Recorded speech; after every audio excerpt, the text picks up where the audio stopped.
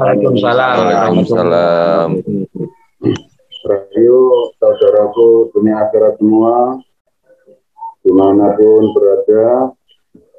Alhamdulillah kita pada malam hari ini bertemu kembali dalam acara Zoom, acara silaturahim persaudaraan dunia akhirat.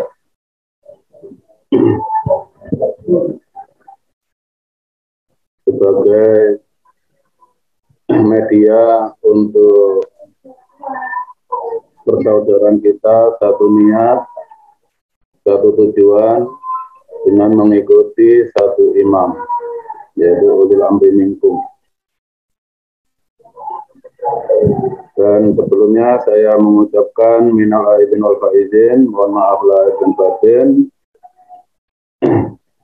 atas semua yang pernah saya lakukan, baik berupa ucapan, tingkah laku atau apapun, bila mana ada yang berkenan di hati saudaraku semua, saya mohon keridhaan dan keikhlasan hati saudaraku semua. Saudaraku ini akhirat semua yang saya cintai, pada momen hari ini, momen Idul Fitri. Idul itu artinya kembali, Fitri artinya suci, kembali ke kesucian. Kalau dalam sabda Rasulullah, orang iman itu setiap hari Idul Fitri selalu dalam keadaan suci, apapun yang terjadi. Yang diriwayatkan oleh sahabat Anas, keterangan dari Idul Fitri.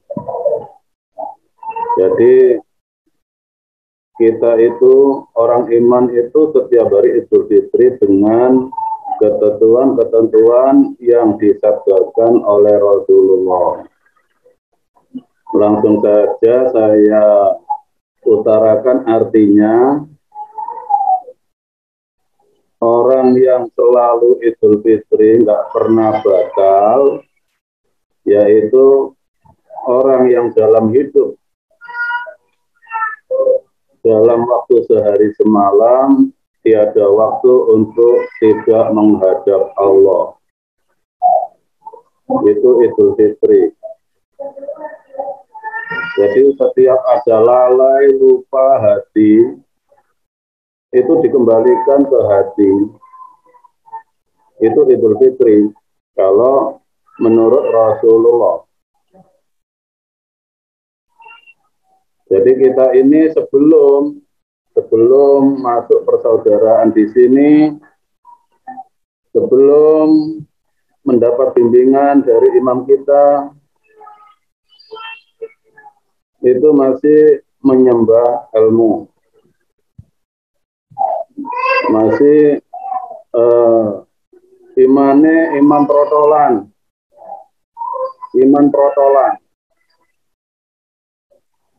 belum utuh.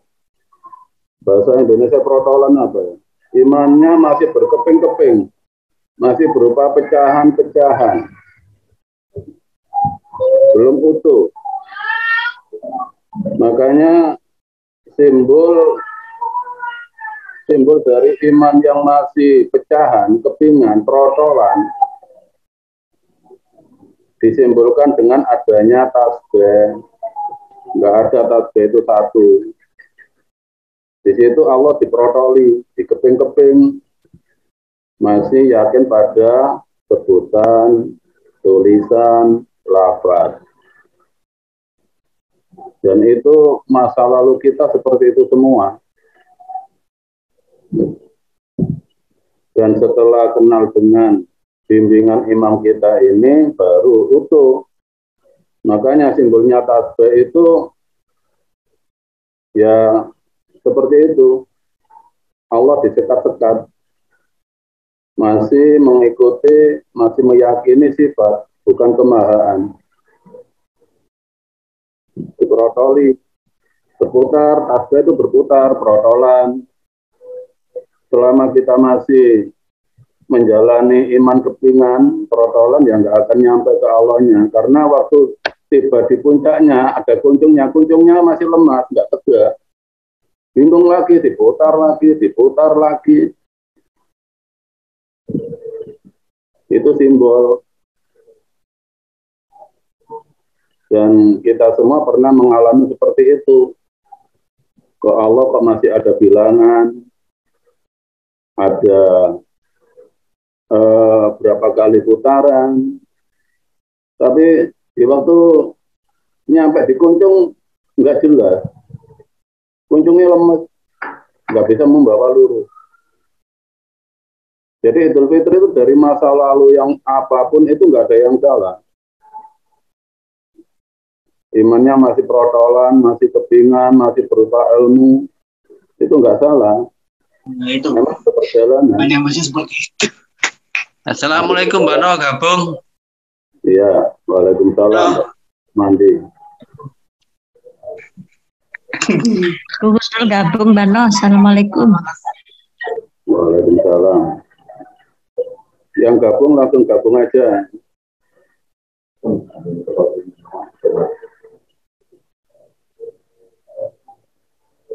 Jadi ada kalanya memang dalam hadis itu ini keluar sedikit dari tadi keterangan tadi. Ada kalanya salam itu nggak dianjurkan. Satu, dikala kita memasuki area rapat yang sudah berjalan. Dua, dikala sudah dimulai niat ketauhidan. Jadi ada aturan salam itu ada. Langsung duduk, ikuti. Misalnya kita datang di masjid, lalu di luar baru datang assalamualaikum, masa yang sholat menjawab salam, waalaikumsalam, sholat lagi. Jadi ada aturannya. Jadi untuk kelanjutannya, kalau sudah dimulai langsung aja buka HP, duduk. Ya, biar nggak terpotong-potong. Tapi nggak apa-apa. Untuk selanjutnya. Jadi yang dinamakan Idul Fitri yang pertama adalah orang yang selalu hidupnya tidak pernah jauh dari Allah. Ilmu atau apapun masa lalu itu terbungkus dengan saat ini. Jadi apapun latar belakang kita itu sudah iman, karena apa yang kita lakukan sebelumnya itu kita udah yakin bahwa yang kita sembah itu Allah, cuma belum sadar.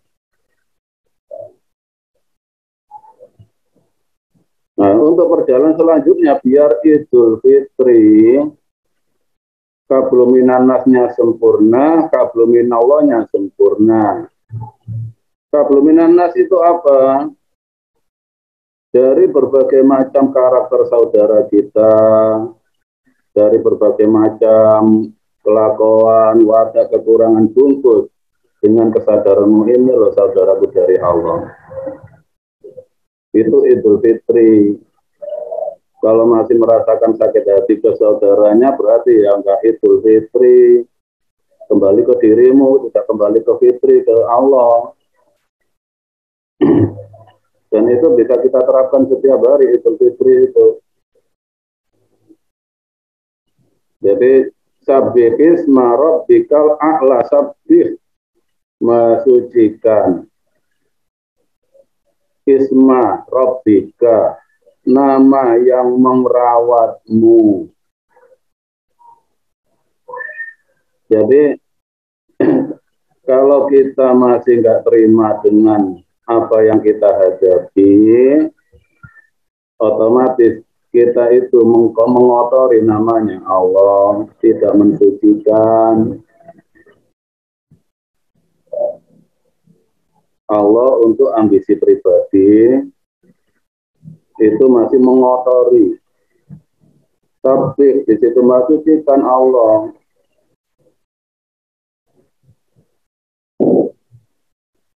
Ada kalanya Allahnya untuk ambisi pribadi. Allahu Akbar, Allah Maha Besar. Yang besar itu dirinya ternyata. Kalau nggak diikuti marah. Berarti yang sombong itu kamu. Yang maha sombong itu Allah, itu sifatnya Allah. Kalau Allahu Akbar sholatnya saya yang benar, sholat saya berarti yang enggak menghadap Allahu Akbar itu, yang Akbar dirimu nantinya. Yaitu tadi Allah masih protolan. Kalau kita yakin pada tulisan, pada lafaz ya Allahnya protolan, kepingan, belum utuh. Simpulnya ya kayak tasbih tadi itu merotoli. Belum kalimu sodo. Hidup ini kalamnya Allah lurus seperti lidi kalau sodo makin kuwoso.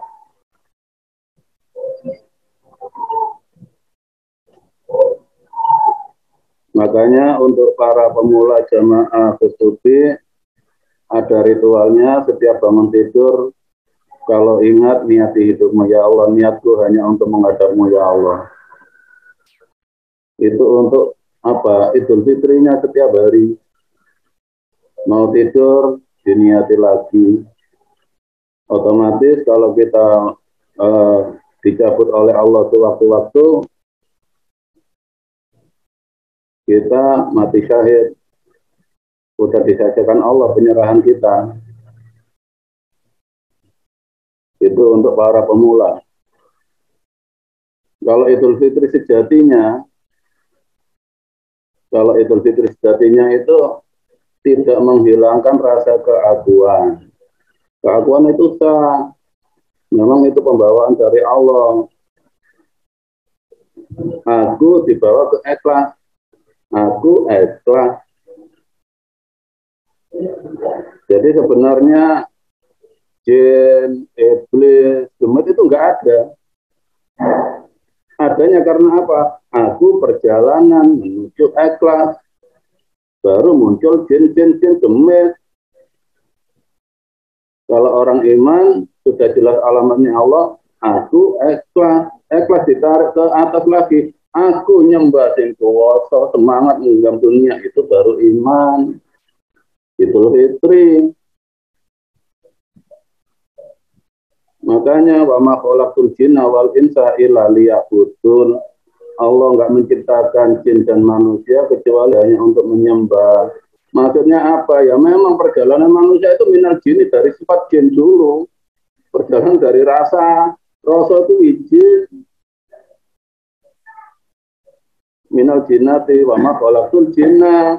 Memang Allah memproses kita dari sifat jin dulu, rasa, pengakuan. Wal insa baru kenal manusianya, baru ilah liya'budun menyembahnya. Di bawah hidup ini loh untuk menghadapi dunia semangat, genggam dunia, itu baru menyembah.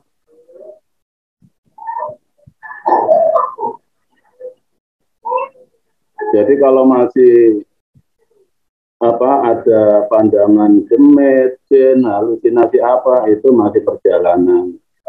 Kalau udah iman, ingsun ikhlas, ingsun marang sing kuwasa, lost goal, genggam dunia. Karena jin, iblis itu muncul dari perasaan,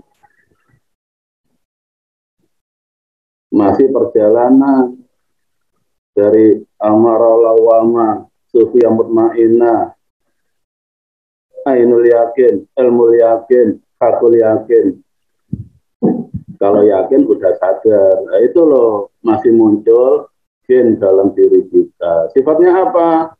Sifat iblis apa? Wastakbaro, bahkan minal kafirin.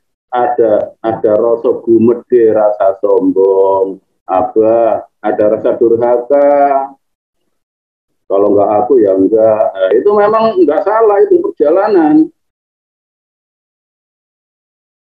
Makanya untuk para pemula diniati ya Allah, hidupku hanya menuju-Mu ya Allah. Itu untuk melanjutkan perjalanan menuju ke ikhlas. Memang diperjalankan dari semua rasa. Rasa itu sah. Yang penting ada yang membimbing rasa pada ikhlasnya. Ikhlas saja kurang sah. Berarti hanya iman, nggak sadar. Dari ikhlas diangkat ke kesadaran. Sadar program kita ini Da'ilang bil Ardi Khalifah. Kita sebagai manusia yang beriman itu untuk menggenggam dunia, menguasai dunia. Itu Idul Fitri.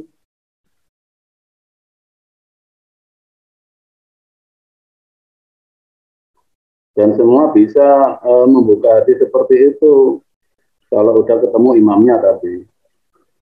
Itu hanya imamnya dulu, sementara itu yang membuka, ingsun, aku, ikhlas, angkat semangat, ingsun, keakuan lagi. Tapi aku iman menggenggam dunia. Urusan dunia tidak memutus, ikhlasnya dengan yang maha kuasa.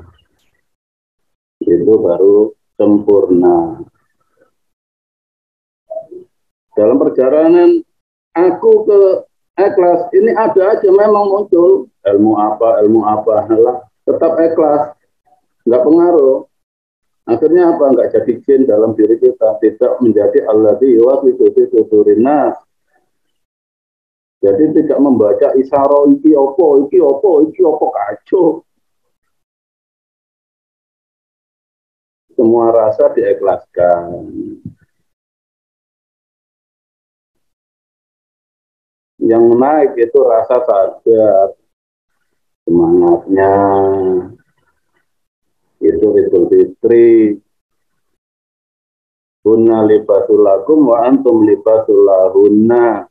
Kalau dalam tafsir umumnya itu dimaknai ayat pernikahan. Seorang perempuan itu selimut bagi para laki-laki, seorang laki-laki selimut bagi seorang perempuan.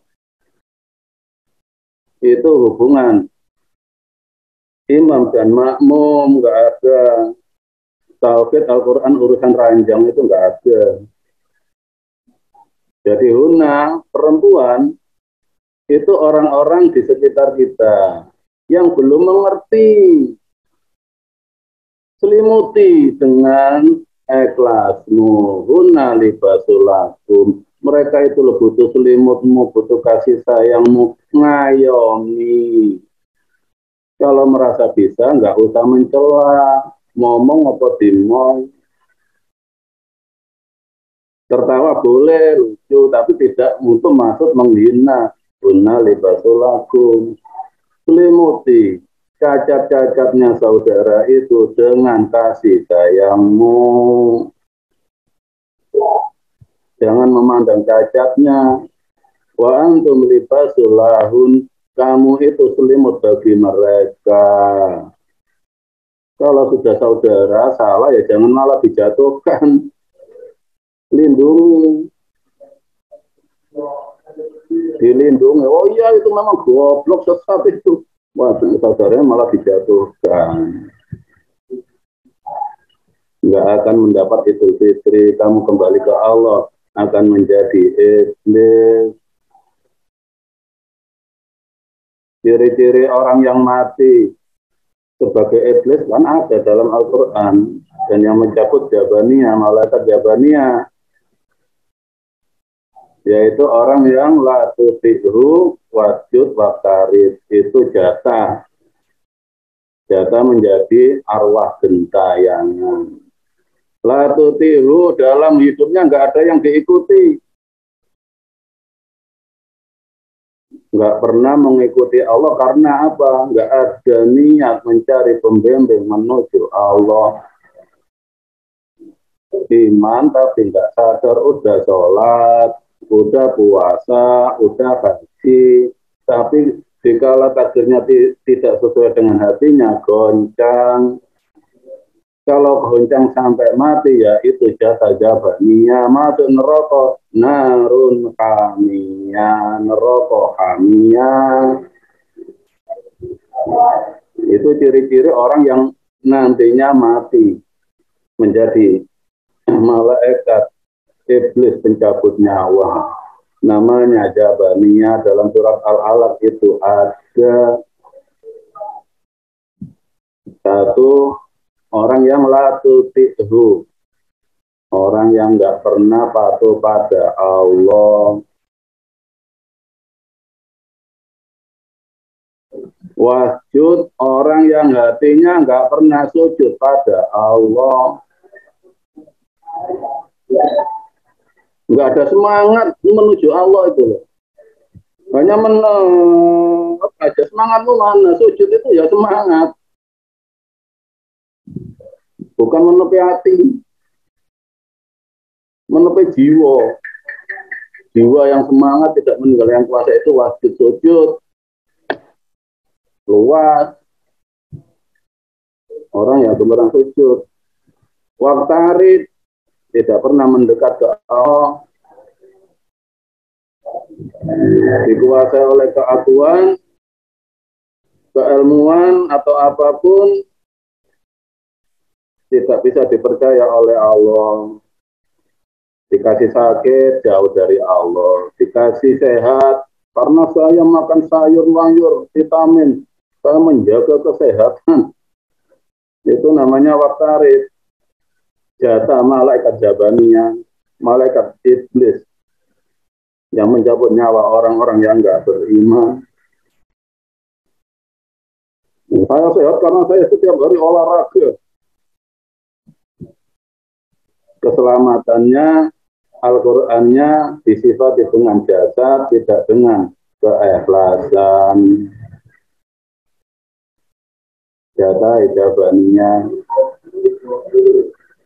Jadi dikala melakukan Allahu Akbar, merasa amalnya yang menyelamatkan bukan Allahnya. Itu orang yang nggak waktarid, nggak pernah dekat dengan Allah, tapi dekat dengan ilmunya, terlena dengan kepandaiannya. Dikala misalnya sengsara, nggak punya harta benda, wiritan, betul, sholat, ya Allah nangis-nangis itu ya, koclok. Mendekat pada penderitaan, tidak pada yang maha kuasa. Allahnya Allah pamre, mati ya jabaniyah, masuk neraka hamiyah. Enak Al-Quran. Kalau kembali ke Al-Quran, jadi kita bisa mengembalikan Idul Fitri apa enggak? Selama tadi Pak Aryo tanya hikmah dari Ramadan, iya hikmahnya. Sebelum Idul Fitri udah Idul Fitri Pak Aryo.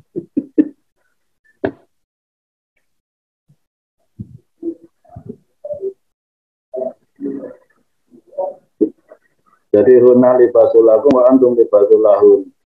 Sayangi, selimuti. Kita dulu misalnya menjadi sarjana gunung, sarjana gua, cari Allah kemana-mana, itu bukan cacat. Wa ma khalaqul jinna, itu kita masih jadi jin, bukannya mencari jin, kita yang jadi jin sebenarnya. Untuk menuju wal insa sebagai manusia sejati. Nggak apa-apa. Setelah bertemu pembimbing yang menunjukkan wal insa illa liya'budun, kenal sejati nama manusianya dan menyembah ke Allah, baru semua perjalanan kita itu terbungkus, terselimuti dengan iman sempurna. Dan masa lalu kita itu untuk menyayangi saudara kita yang baru. Nggak ada yang percuma. Ketika ada orang curhat gini-gini, oh saya pernah gitu, caranya gini loh. Selalu Idul Fitri. Selalu mengembalikan semua takdir ke kesucian Allah. Sabihizma Rabbikal A'la. Mengembalikan ke kesucian Allah yang maha luhur. Itu Idul Fitri. Nomor 2 yang dinamakan Idul Fitri, mempermudah orang yang menuju Allah. Mempermudah orang yang menuju Allah. Itu Idul Fitri. Jangan persulit orang menuju Allah, harus pandai, harus ngerti, harus ngelinting khusus, memperketek, itu mempersulit. Dan kalau saudaraku semua ada yang menuju Allah dengan mempersulit jasad, nyiksa rogo, berarti tak pernah Idul Fitri. Nggak ada ceritanya Idul Fitri harus menyiksa jasad, nggak makan, nggak minum. Lalu Idul Fitri nggak ada, mempersulit katanya Idul Fitri. Rasulullah aja hadisnya seperti itu, sabdanya mempermudah orang yang menuju Allah, jangan persulit. Apapun yang datang pada kita, minta bimbingan dari masa lalu, itu kita bawa ke titik halamannya Allah, yaitu untuk kiblat menghadap Allah. Itu namanya mempermudah. Ya, salah satu contoh saya dari Al-Quran, dari Arab-Arab, saya jelaskan ke Jawanya, sehingga orang Jawa percaya diri. Kamu orang Jawa nggak celaka, kalau nggak bisa bahasa Arab itu bukan mencelakakan. Apa adanya dirimu itu bawa ke Allah, permudah.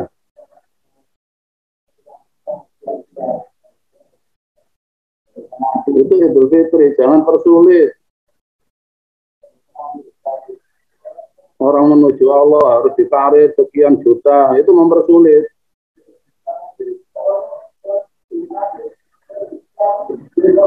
Kalau kamu ke Allah jual rumahmu, itu mempersulit. Kalau kamu ingin ke Allah ke sana rendaman di sumur 90 hari, itu mempersulit.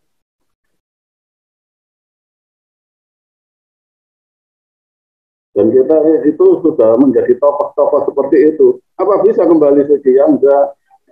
Selamanya jadi jin, enggak jadi manusia.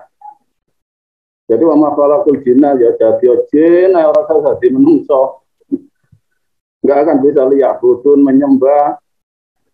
Wa ma khalaqul jinna wal insa illa liya'budun. Allah tidak menciptakan hanya untuk jadi jin tok.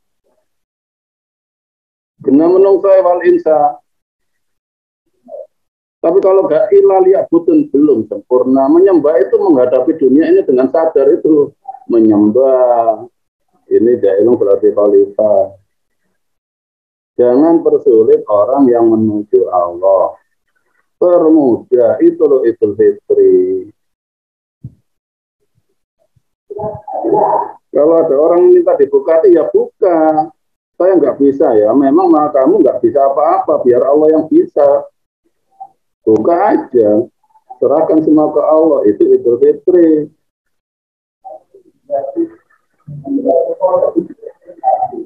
Jadi nggak ada kata nggak bisa. Kalau kita masih berkata nggak bisa, berarti nggak percaya Allah serba bisa. Allah yang serba bisa, bukan kita.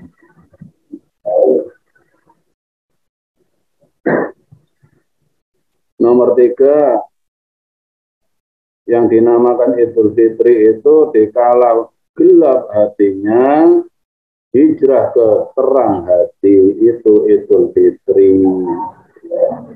Orang iman itu pasti, karena belum nggak bisa istiqomah terang, terus ada kalanya gelap, marah.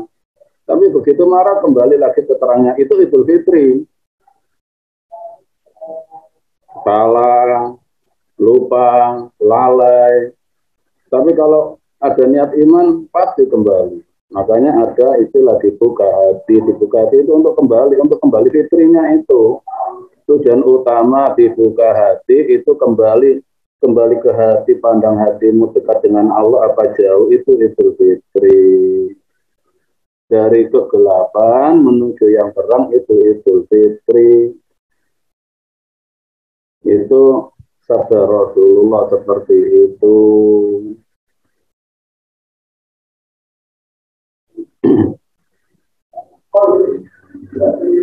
Kalau memang ada yang ingin dapat nomor saya, kasih.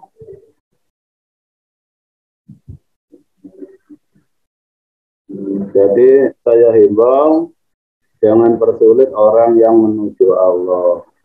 Otomatis kita itu fitri, kembali ke suci.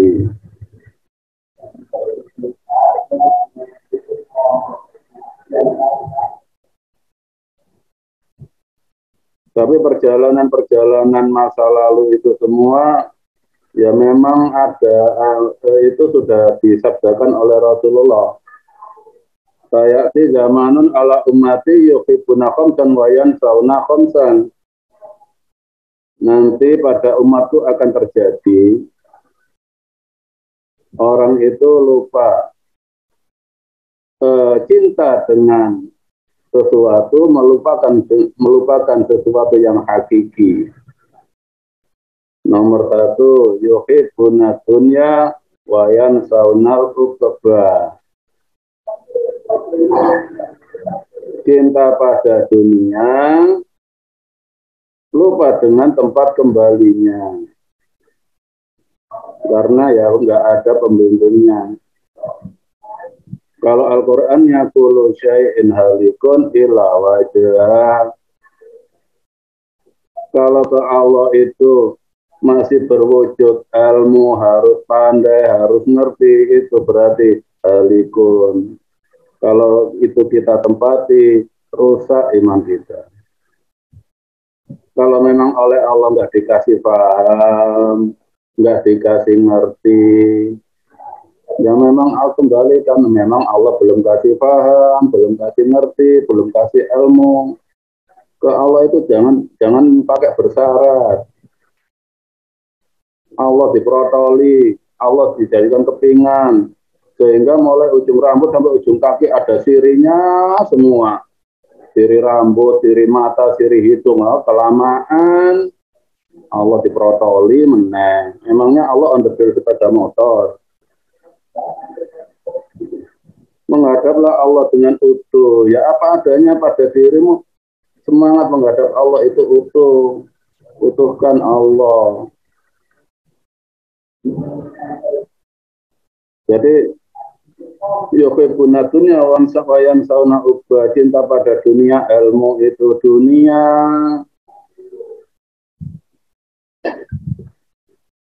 Wa dhahiru wal batin.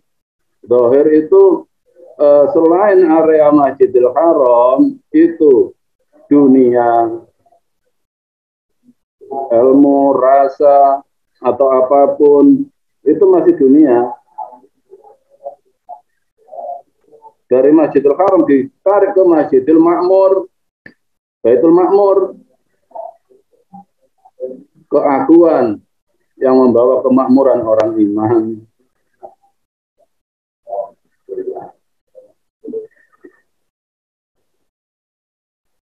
Jadi kalau masih ada otak-atik itu masih dohir. Ilmu kok masih ada rasanya, bukan rasa ikhlasnya, berarti masih dohir, masih luar, belum batin. Kalau sudah di batin, kembali ke keakuan Baitul Ma'mur untuk meraih dunia sempurna. Kalau hanya di Masjidil Haram aja kurang sempurna, harus kembali ke Baitul Ma'mur lagi.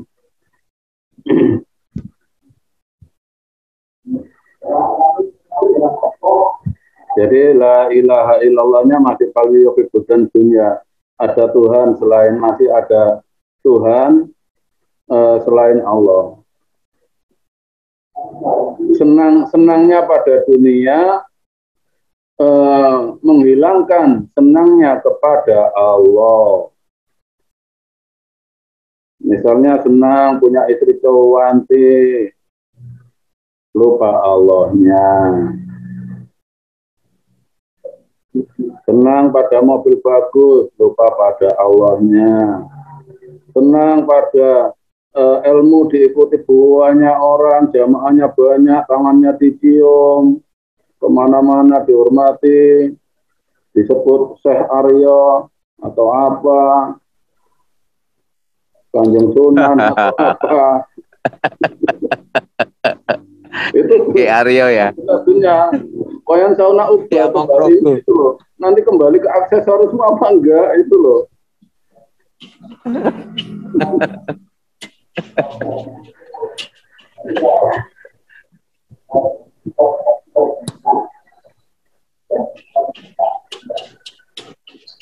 Jadi apapun yang ada ini memang gak apa-apa, cinta dunia wajib, gak apa-apa, tapi jangan hilangkan kesadaranmu. Manunggale kawula Gusti, manunggal pada sadarnya, manunggal pada sadarnya bukan ilmunya. Kalau nanti pada ilmunya Allah ya aku ya Allah, wah itu wahdatul wujud nantinya. Apa salah orang yang seperti itu? Nggak salah, tapi masih ada jalan kelanjutannya, cari pembimbing yang membimbing pada kesadaran. Jadi manunggale kawula Gusti itu ya seperti tadi itu, aku ikhlasku ke aku mana aku nyembah sing kuwasa, itu baru manunggale kawula Gusti. Fungsinya diciptakan oleh Allah untuk di bumi, tahu fungsinya, tahu sistem. Jadi jin, iblis, apa air, demit itu sistem. Sistem Allah membimbing manusia untuk menuju kesadaran, keikhlasan, sistem. Jadi nggak salah kalau orang manusia dari keakuan melalui sistem jadi jin. Kan perasaan, jin itu dari perasaan. Iblis, sifat gemedi, wasakboro, wakanil kabrin tertutup, itu masih perjalanan. Baru kenal manusianya, baru ilaliyah butuhnya. Nanti diperjelas lagi oleh Gus Dubi. Tapi insya Allah jelas ya, bisa diterima saudaraku semua ya. Belum, Mbah, belum bisa, Mbah. Belum bisa. Yang belum bisa Mbak. Enak kon jelas ini. jadi jin di rapopo. Memang prosesnya sistemnya Allah begitu. Mama kalau jina tadi jino dice, baru walinca tadi menungso, baru ilahiyah butun menyembah, proses Pak Arjo itu. Dari Allah protolan, tasbih, protoli, jajabar, ya kohar, ini khasiatnya untuk bisa kebal, misalnya ya Rahman, ya Rahim ini memikat janda, misalnya, kan masih protolan, kiblatnya masih ilmu, belum ilam aja. Kalau udah ilam aja, udah utuh, Allah bukan protolan lagi, uripku mau ngatur sing kuwasa, itu banyak ilam aja. Kalau masih protolan, ya halikun, masih rusak imannya, belum tertata, masih jin, apa? Setelah menemukan pembimbing, baru ilah wajah. Oh ternyata yang Allah gampang, selama ini yang nyono ternyata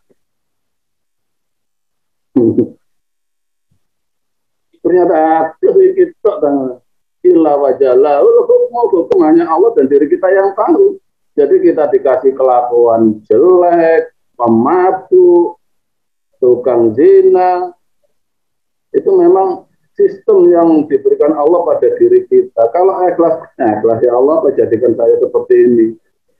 Kalau Allah menghentikan, berhenti sendiri. Kalau kita keikhlasan, semakin kita lawan, semakin sakit. Apalagi menemukan pembimbing yang tidak bisa mengarahkan ilah wajah. Oh kamu pendosa besar, mati kafir kamu. Ahli maksiat, justru yang bilang itu maksiat, tukang maksiat. Orang yang mencela orang yang kelihatannya ahli maksiat itu justru tokohnya maksiat. Aso artinya durhaka, maksiat isim masdar, sifat yang durhaka kepada Allah itu maksiat. Aso yaksu maksiatan. Sifat yang sungguh-sungguh maksiat itu sifat yang mencela manusia, tidak bisa menyelimuti saudaranya. Orang minta dibimbing malah dicela-cela. Oh, kamu memang tetap bejat, rusak, merokok. Itu ya. Nah, justru yang mengatakan orang jelek kalau ahli maksiat ya yang berkata itu ahli maksiat. Durhaka itu Allah yang mentakdir. Siapa yang ingin jadi orang jelek? Oh, lonte itu masuk neraka. Itu justru dia tukang maksiat. Dari kata aso itu durhaka. Aso ya itu maksiatan, itu masdar. Sifat yang bersungguh-sungguh durhaka kepada Allah karena apa? Tidak sadar kalau yang kasih watak, kasih kepribadian, kasih takdir itu Allah. Orang gagal kerja, kamu mau goblok kerja bangkrut. Kalau tahu bangkrut ya nggak kerja. Selimutihun nalibasulakum, sayangi selimuti mereka. Arahkan kegagalan mereka itu ke titik kemahaan. Ya memang Allah itu sifatnya seperti itu, menyayangi hambanya dengan selama ini yang menyembah pada kemampuan ilmunya oleh Allah diarahkan menyembah ke Allahnya dengan cara apa? Menghabisi semua ilmu-ilmunya, kemampuannya. Makanya kalau ada saudara baru yang gagal apa-apa, kita tarik ke arah kiblat. Oh mungkin barangkali ini loh bentuk kasih sayang Allah padamu. Kamu selama ini apa bangga dengan kemampuanmu, yakin yang kamu sandari itu ilmumu, kekayaanmu, otakmu. Jadi Allah kasih pelajaran seperti ini. Ikhlas kan? Dan untuk kita yang sudah mengalami seperti itu, kalau kita masih berkiblat pada masa lalu, ya nggak akan dikasih hidayah oleh Allah, nggak akan Idul Fitri, mana-mana bisa kembali suci kalau masa lalu masih di depan mata. Ini saya gagal gara-gara Pak Haji Yaman, ini saya ditipu ini. Dari takdir itu ada hikmahnya. Berarti kamu selama ini bersandar pada kajian, oh bergabung kajian pasti sukses, orangnya sukses. Benjret, standarnya ke Allah.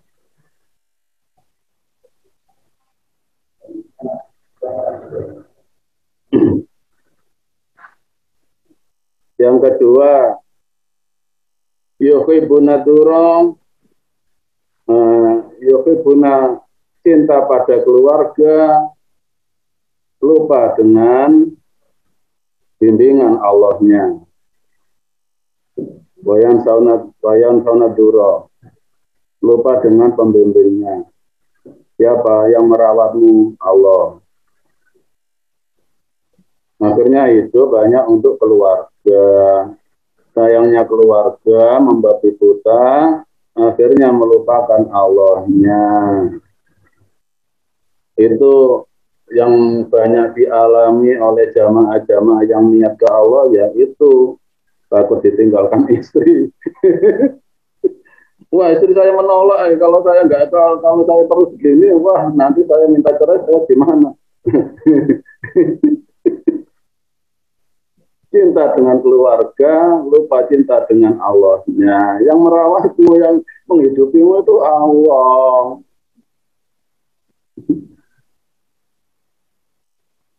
Dan itu sudah diumumkan oleh Rasulullah. Bahkan jamaah-jamaah yang di Kediri dulu sangat ekstrim menghadapi istri-istri seperti itu. Ada yang pulang dari ngaji, pulang zikir, langsung dikejar bawa sabit, orangnya nggak kena, jok sepedanya dihancurkan, dibacok, hancur. Ada yang masuk, begitu masuk rumah langsung ditarik bajunya, sobek semua, disobek-sobek bajunya. Ada yang pulang dari ngaji, nggak dibukakan pintu, tidur di teras rumah. Ada.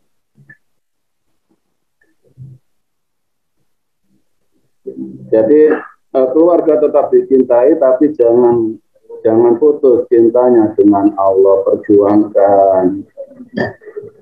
Jadi ada itu kategori seperti itu dari Rasulullah, ada cinta keluarga, lupa dengan yang merawatnya, yang menghidupinya. Gimana ini? Wah, suami saya ini nggak boleh gini. Itu pasti ada gejolak di situ, ada.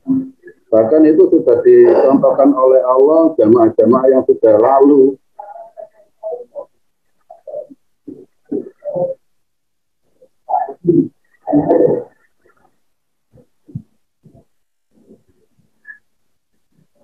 Mungkin ada yang tanya. Halo. Ayo Ria yang dicek tak foto ngomongannya. Bano. Turu ya. Bano, assalamualaikum. Waalaikumsalam Pak Ali. Mungkin ada yang ditanyakan. Hadir Pekalongan, lagi di Pekalongan nih Pak Bano. Oh, bersaudara dari Lagi di kampung di Pekalongan, Bano. Oh ya. Nanti di kampung semua ya. Mungkin ada yang bertanya. Ini saya menjawab pertanyaan-pertanyaan kemarin ya yang ada di HP di grup itu ya. Diizinkan, monggo. Masalah ayat di surat An-Nisa yang katanya menunjukkan ayatnya sholat 5 waktu. Kalau kefahaman di situ nggak apa-apa. Assalamualaikum Bano. Waalaikumsalam. Banyuwangi, Gempuran Koro. Oh iya Pak Sutarmono. Tanya Bano. Monggo Bu Husnul. Di wong endi? Iya tahu ini apa? Bu Husnul sente ini tangga.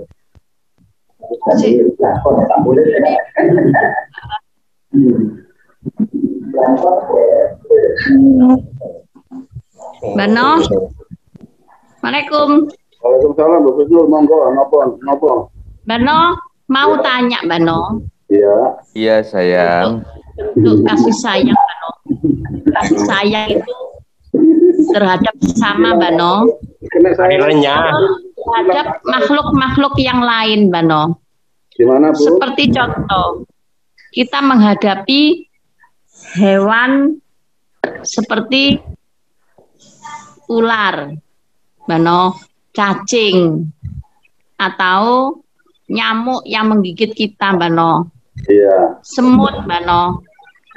Kalau kita lihat semut banyak gitu, Mbah.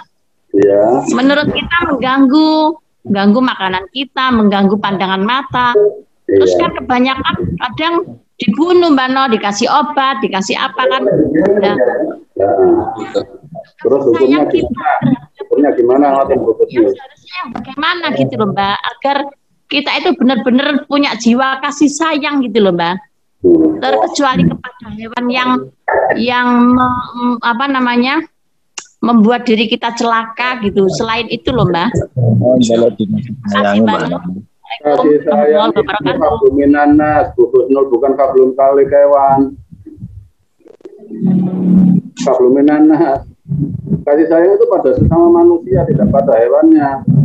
Hewan itu fasilitas untuk manusia. Kalau memang hewan itu nggak bisa dimanfaatkan, mengganggu manusia, dibunuh ya nggak apa-apa. Apa ada kabluminal hewan? Jadi nggak ada putih pekerti luhur ke hewan itu nggak ada. Kabluminal nas, kalau memang ular itu membahayakan ya bunuh. Kalau memang selera makan ya dimasak, nggak apa-apa. Kok bisa ya rokok ya Bu? Nggak ada sih. Jadi hukum hayawan itu kalau soal makanan hayawan itu yang menjijikkan menurut kita. Yang menjijikkan menurut kita. Kembali ke hukum hanya Allah dan diri kita yang tahu. Kalau kita nggak mau ya udah kita aja nggak mau. Nggak usah ditular-tularkan pada orang lain. Akhirnya apa? Ini haram karena mereka nggak mau. Kalau orang lain mau, yang penting nggak jijik. Walau wasrobu hani'an, kalau artinya apapun yang ada di dunia ini fasilitas untuk manusia makan minum dengan enak. Jadi walaupun misalnya Bu Husnul dapat hajatan, dapat berkat, nasi, ada ayam, sate, tapi di situ Bu Husnul menyaksikan yang memasak itu misalnya tangannya gudikan, boroen, akhirnya jijik. Di situ ada uas. Ini tadi yang memasak tangannya gudikan merotoli, manis. Ini nggak jatuh tak uleri. Gila, jijik. Cuma makan muta yang nggak usah dimakan, ya itu yang haram, menjijikkan. Tapi nggak boleh bilang-bilang sama orang-orang, hei, yang masak ini gudikan, nggak boleh, itu loh yang nggak boleh. Urusan membunuh hayawan, ya memang kalau membahayakan ya dibunuh. Kasih sayang itu ke manusia, bukan ke hewan. Kalau kasih sayang ke hewan, nanti kita nggak makan ayam nanti. Jadi harus dipilah-pilah. Mengapa hayawan dikasih hidup oleh Allah? Ya untuk pengawet. Kalau memang dibutuhkan oleh manusia, ya bunuh, makan. Kalau udah nggak ada urusan, nggak ada hisab untuk hewan itu nggak ada. Jadi apapun yang ada di dunia ini fasilitas untuk manusia, untuk dinikmati. Bagi yang mau, kalau nggak mau ya jangan dimakan, tapi jangan mengharamkan. Yang nggak mau kan diri kita pribadi. Orang lain mau ya nggak apa-apa. Misalnya cacing digoreng, kalau mau ya silakan. Yang nggak boleh dianiaya mungkin, Mbak No. Dianiaya mungkin yang nggak boleh. Yang dianiaya itu nggak boleh. Nggak boleh, Mbak. Misalnya pingin daging sapi, buntutnya diketok di sop, buntutnya itu yang nggak boleh. Ya caranya ya harus cepat mati. Kalau sapi ya dipotong jalan napasnya langsung mati, makan semua. Ya nggak boleh. Ingin ayam, nanti diambil pahanya aja, nggak disembelih, itu yang nggak boleh. Itu ya dibunuh dulu, jangan dibiarkan hidup. Kalau udah mati baru. Kalau memang mau ikan hidup, misalnya ikan bandeng itu dimakan hidup-hidup ya nggak apa-apa. Bandeng lalu dulu ya mati. Saya kira mau dibunuh semut, kasihan dibunuh ya gitu. Ya kalau kasihan kasihkan rumahnya dikasihkan semut aja. Tapi dicokot semut gak itu melentung kabeh, apalagi anak masih kecil, punya anak bayi, anak kecil dicokot semut yakin mantel. Membunuhnya itu tidak membawa rasa panas itu loh.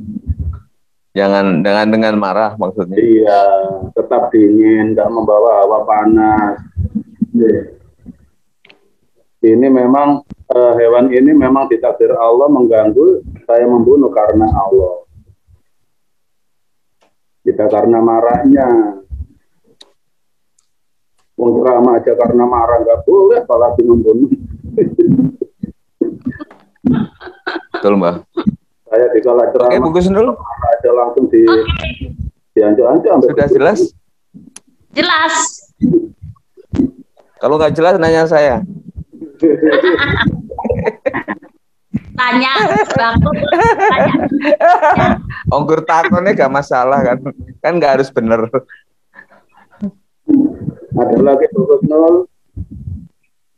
Sementara sampun dulu Mbak, matur nuwun.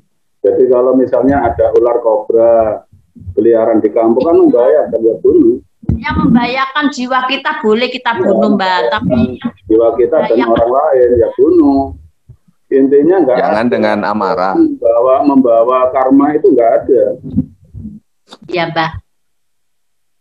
Kalau saya selagi masih bisa saya lihat dengan mata, berarti itu hewan nyata, enggak ada gaib. Ini nanti saya bunuh nang kewan jin. Ini ya awak dhewe. Yakin nyawanya di situ ya, tapi kewan jin akhirnya. Bukan aku ikhlas, kesadar. Si nyantor itu gak jin itu. Oke. Ini gilirannya Gus Duki. Masa wis wayahe? Nggih, wayahe gampang kalau tampil kita rombongan. Loh, ndang lunga iki lho. Foto nyantai.